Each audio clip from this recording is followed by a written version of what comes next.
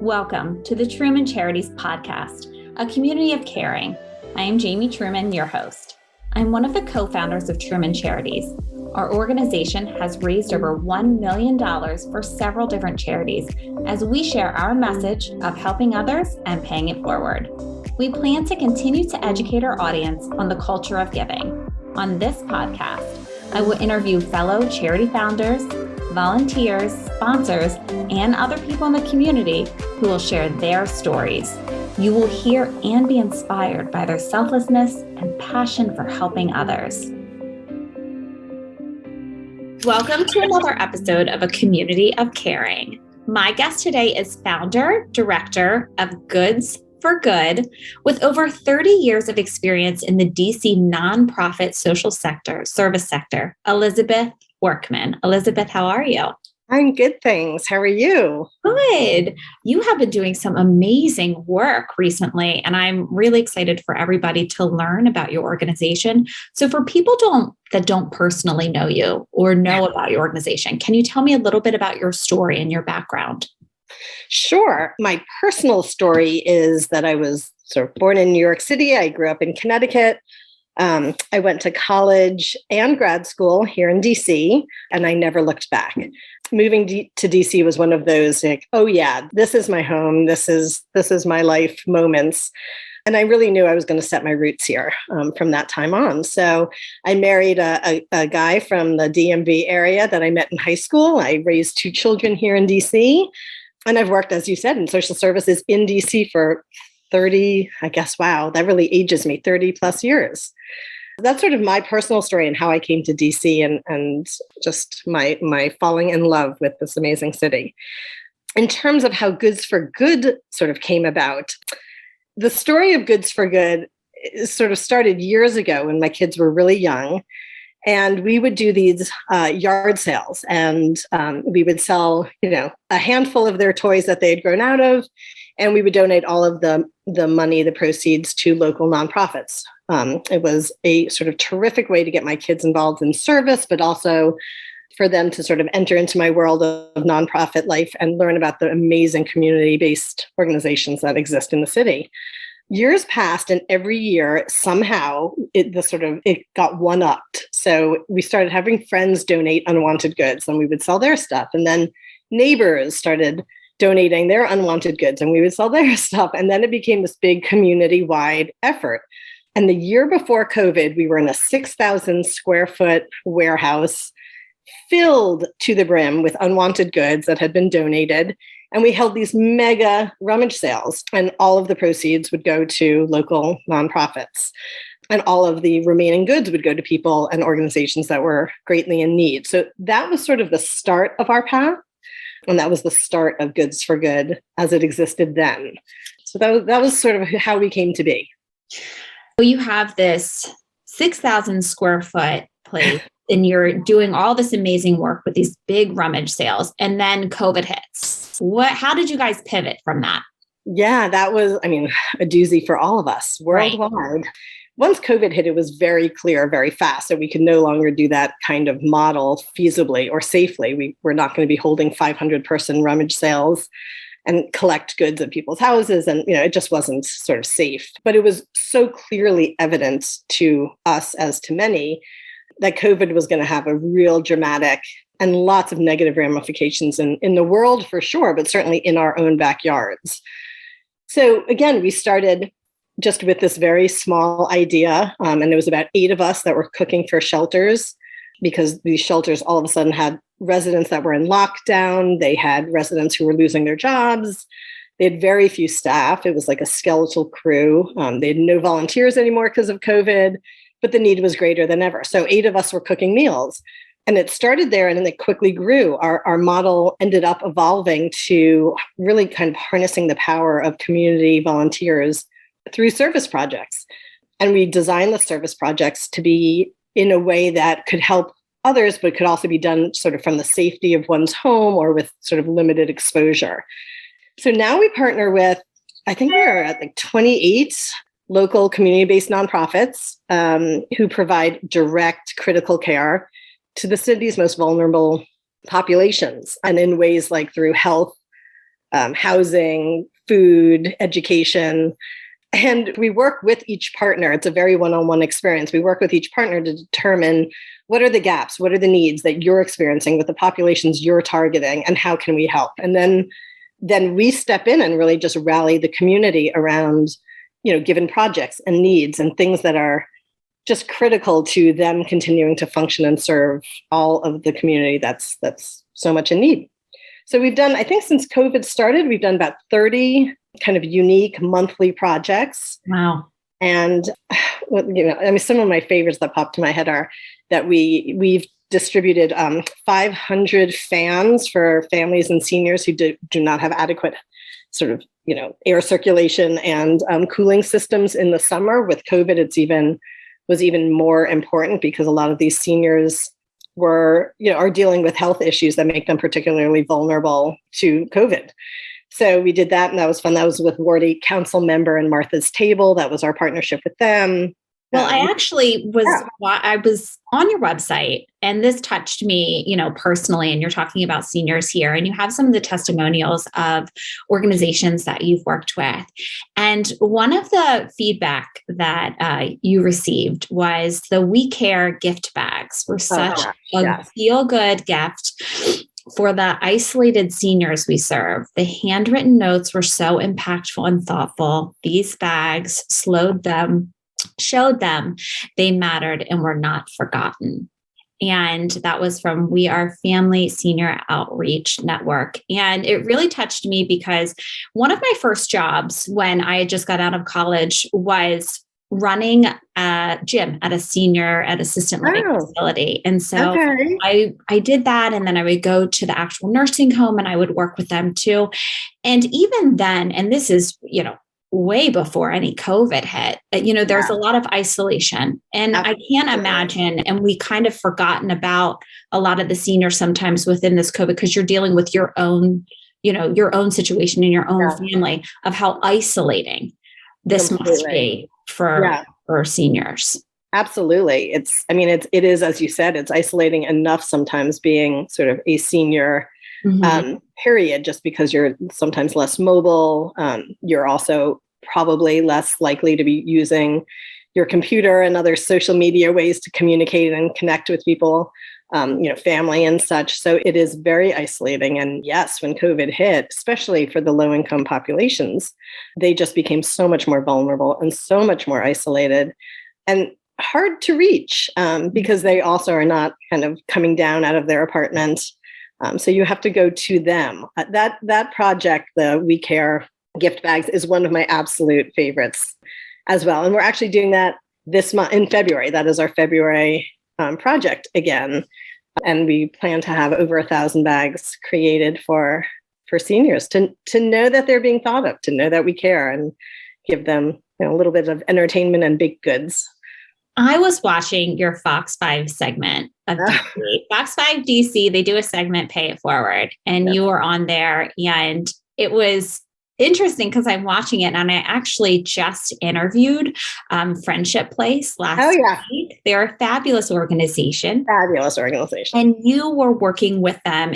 So can you explain in what capacity you were working with Friendship Place? What did you guys do? We've worked with Friendship Place since the very start. They were one of our earliest partners, and we've done a number of things with them. They are an amazing organization, and they have lots of different programs focused on, again, sort of the most vulnerable populations of the city, those that are experiencing homelessness or really just in dire circumstances, or recovering from addictions, et cetera. So they have lots of wonderful, wonderful programs. So we've done a lot of work with them. That segment was focused on what we call Beyond the Backpacks, which was a effort for us to create bags for students who really did not have much of anything. And it was not just sort of basic school supplies, which is very critical in and of itself, but it was really sort of going, again, beyond that and giving them some of the things that they said that they would like and needed the most in their day-to-day school life, like insulated water bottles, some art supplies, because a lot of the schools have cut their art departments and their art classes. So, it was things that went sort of above and beyond the sort of normal pens and paper. So we did that. Their men's program, La Casa. We make lunches for them every week throughout the year. These are individually bagged lunches that volunteers make out of love and package and drop off at the shelter. And those get distributed. So that's an ongoing throughout the year project. Oh my gosh, we just did in November. They see a lot of people who are living on the streets or shuffling from one house to another without a home to call their own. And they needed t-shirts and socks and underwear, some of those basics. We did a big collection of those for them as well as winter coats. We did I think we got 550 this year alone. And we had done it last year. So we've collected over 1,000 coats to distribute. So Friendship Places, yes, they are deeply embedded in our work, and we really appreciate the work they do. I want to mention that you guys are 100% volunteer, which is amazing that you're able to do the work that you're able to do with 100% volunteer. And just so people have an idea, if you go onto your Facebook, and I was kind of blown away with how much work you're actually doing. You had a post on January 15th about your upcoming cooking projects for shelters. And you can tell everybody kind of how they can get involved in that. And then on January 13th, which I did an interview with Homes Not Borders too. And you had put together 80 toy bags for refugee children, which was beautiful. Yeah, they're incredible. Just to give people an idea, this was 2 days later, January 13th to January 15th, all of the work that you're doing. Can you tell me a little bit about your volunteer base? Because it really has increased quite radically fast. Absolutely has, and unexpectedly so, in a wonderful way. I mean, what a great problem to have. So again, we started with this seed that was so organic, and it just has sort of exploded. We were 8 of us, as I said at the beginning, cooking, all volunteers. And then within 6 weeks, I think we were 50 volunteers. In 1 year, we had 500 volunteers. And to date, I just looked this morning at our sort of database list, and we have 900 people listed. So these are 900 volunteers from the community that have participated in one or many more of our projects since starting a year and a half ago. And all are volunteer. They are, I think we just hit a real sweet spot. Like, people are out there, they want to do something. People who had done things before in volunteerism are looking for ways to do it safely because they can't go back to sort of whatever it was they were doing before. I think there are a lot of people who are just very aware, which is a good thing, of sort of COVID in particular, but how that's having just so many implications to communities in DC. And it's going to go on for years. I mean, this is not like, oh, COVID could end tomorrow and everything will be fine. That's completely not the case. And then there are people who are looking to, parents who are looking to educate their kids about service, and people who are in need. So I think we just sort of offered opportunities that people really, it resonated with them, and it was easy. It's easy to get involved. It's so easy to do the stuff we do. So volunteers just are coming out of the woodworks, which is fantastic. And we have a core number of volunteers who do things so above and beyond. It's not just participating in our projects, which is tremendous by itself. But these are people who are leading the projects. They're chairing the projects. They're helping find sponsors. They're getting in-kind donations. They're just doing things that are, again, totally volunteer, but doing things because they know it's worth it. I just want to reiterate those numbers. You started at 8. Yeah. And now you're up to 900 volunteers. Yes. And that is amazing. So for anyone that's looking to volunteer with you, how do they go about that? It's really, our website is really just the easiest sort of entry into everything that we do. We always list the activities that we do every month. So every month is a unique activity or project that they can get involved in. It's always listed there very clearly about what the project is, who we're partnering with, and how to get involved. And there's 3 choices. There's always choices. It can be as easy as, I'm just going to sign up and make a pot of soup for 10 people, and I'm going to sign up for one of those slots. Or it's going to be, I'm going to go to the wish list and buy some items. Or I'm going to put together a We Care gift bag with my kids who are going to design the bags. And so it's kind of lots of levels that you can come in at, but really easy to do it through our website. We also always post on 10 different listservs in the DC area. So if people are listserv junkies, we are on that. On them. We are, yeah, we're all over those too. So so really easy to volunteer in a project, easy if you want to be a sponsor, you're a business or an individual who wants to sponsor, easy if you have some expertise that we desperately need, like some in-kind, help around or pro bono help around communications, or, there's lots of different ways. Everything is on our website and I am always available. How do you choose the organizations that you partner with? That's a great question. Some of which, because I have had so many years in DC working with mostly small kind of community-based organizations, I have sort of a brain load of organizations that I know. I know the executive directors, I know what they do, I know how impactful they are. So some of it comes with me from previous work. And then a lot of it is word of mouth. It is my stumbling upon an article, a podcast, a person who says, hey, have you heard of blank organization? They're doing such great work in Ward 8. Then I do some research and I, talk to people who are involved in that organization, and we see if there are needs that we can sort of help with. And then sometimes we have on our website also a link for partner organizations to sort of apply isn't the right word. It's just they're interested in sort of getting support, and they fill out a form. So I get to learn about them through that and have conversations with them. So it kind of comes from everywhere. And then if there is a need that is evident, that is something that fits what we can be successful in doing, we are happy to do it. Of course, there's 12 months in a year. We do one project, usually one, maybe two each month. And then we have a couple that are ongoing, which is the cooking for shelters and this birthday in a box program, which is also one of my favorites.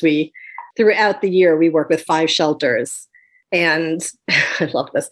And every time a kid has a birthday, we have a listing of the kids who have birthdays, and our volunteers sign up and they create an individualized birthday package for that young person and their family, with presents, with birthday decorations, with baked goods and goodie bags for all the family members, including the mom or dad.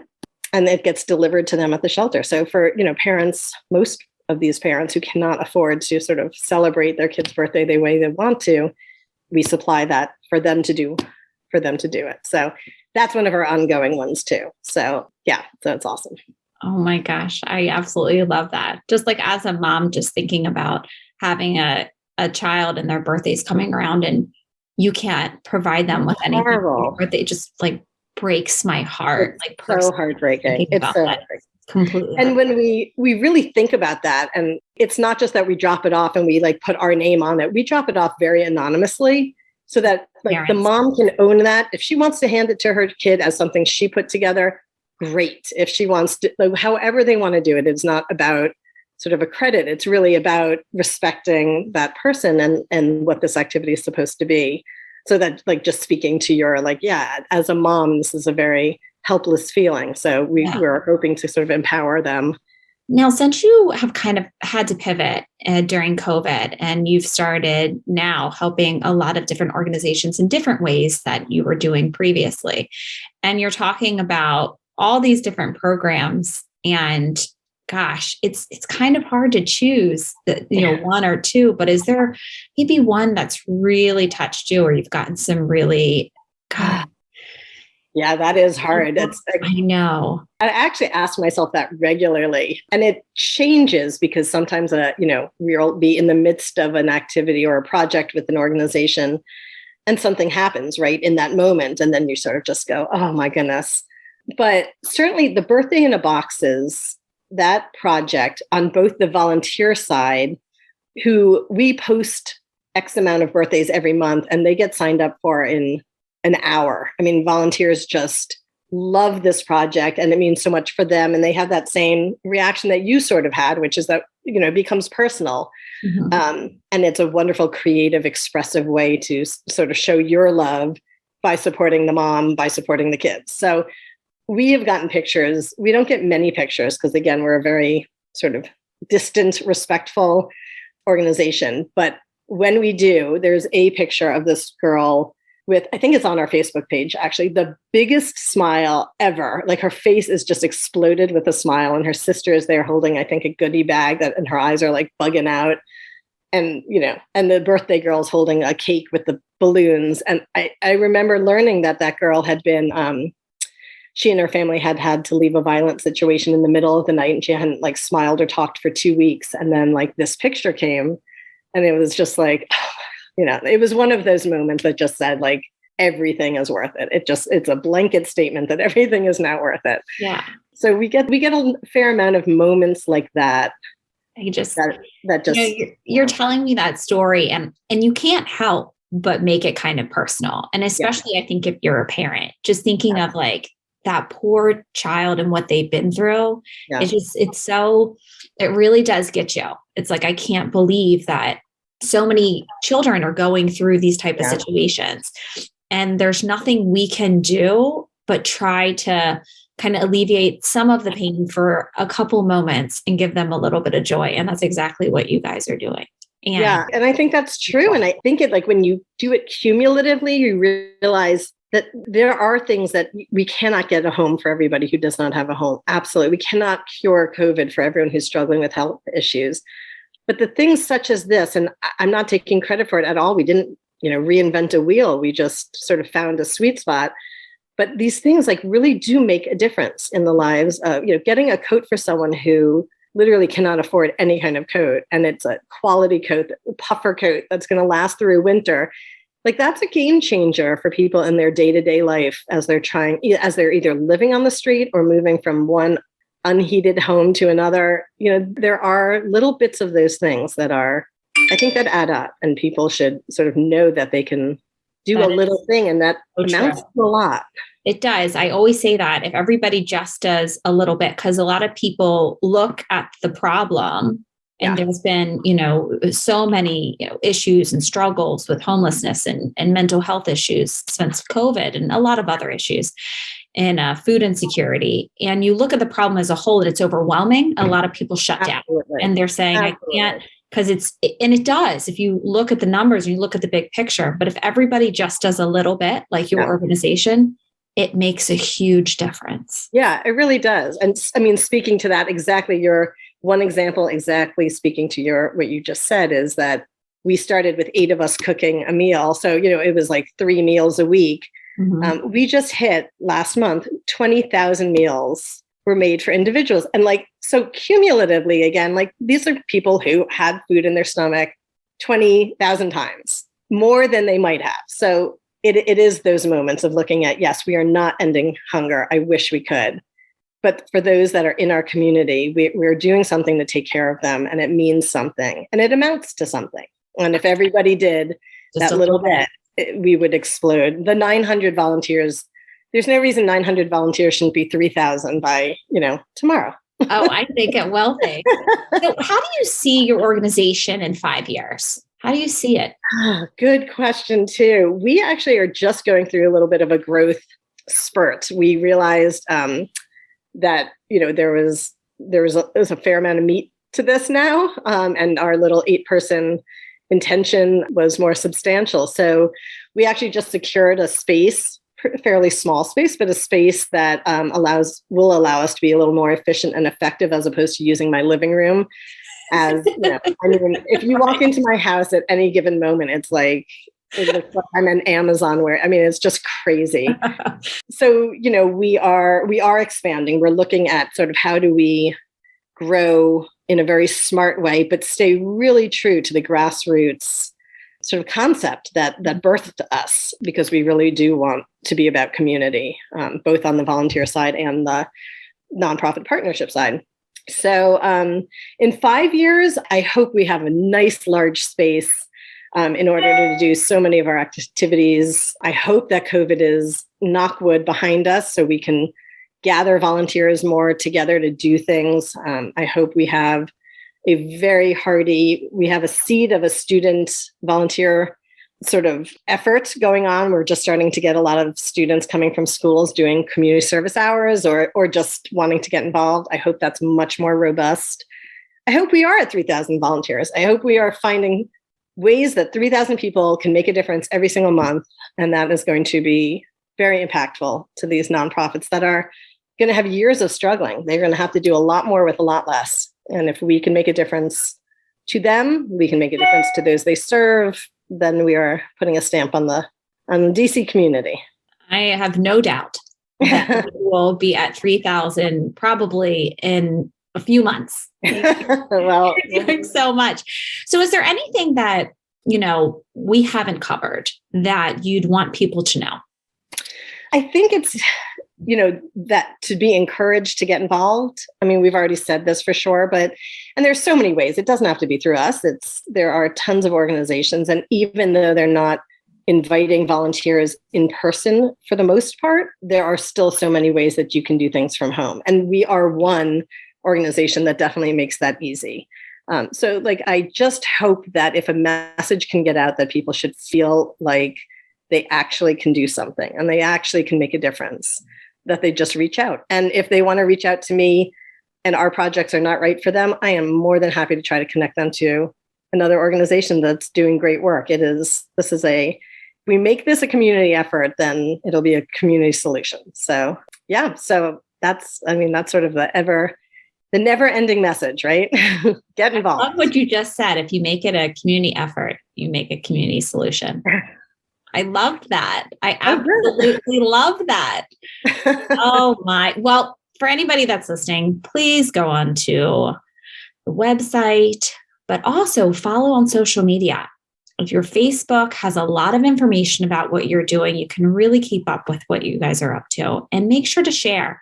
If you go on, like their Facebook page, and make sure to share their posts so other people in the community can learn about your organization, because you are doing so much good. So Elizabeth, thank you again for everything that you do. Thank you very much for coming out and talking to us. It was a pleasure. And thank you for highlighting and sort of raising up all of these amazing organizations that are doing great stuff. Oh, that's so sweet. Thanks. So everyone, make sure to visit the website, like on Facebook, share everything. And Elizabeth, I am so glad that I met you, and I absolutely love everything that you're doing. Thank you again. And thank you to all the listeners for tuning in to another episode of A Community of Caring.